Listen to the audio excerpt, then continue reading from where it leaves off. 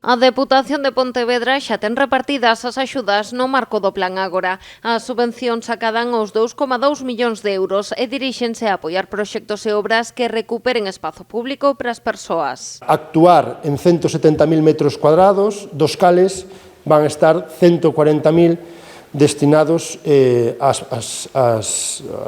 persoas, non?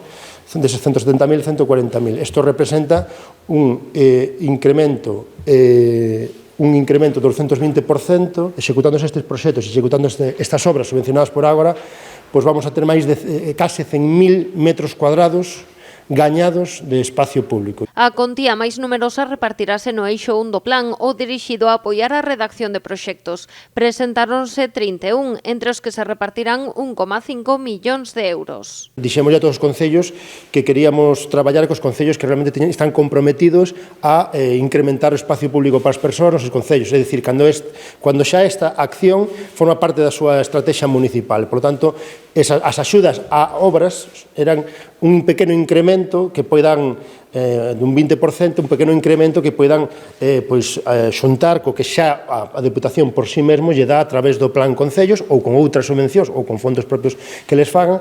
O eixo 2, pola súa banda, destinase o apoio á execución de obras. Son 8 as beneficiarias que se repartirán case 667.000 euros. Entre elas están a humanización da Rúa Arcebispo Lago de Vilagarcía ou a recuperación dos espazos públicos na contorna dos centros escolares e deportivos de Barrantes, en Ribadumia. Esta provincia xa é irrecoñecible, pero a finais do 2023 o cambio vai a ser tan trascendental,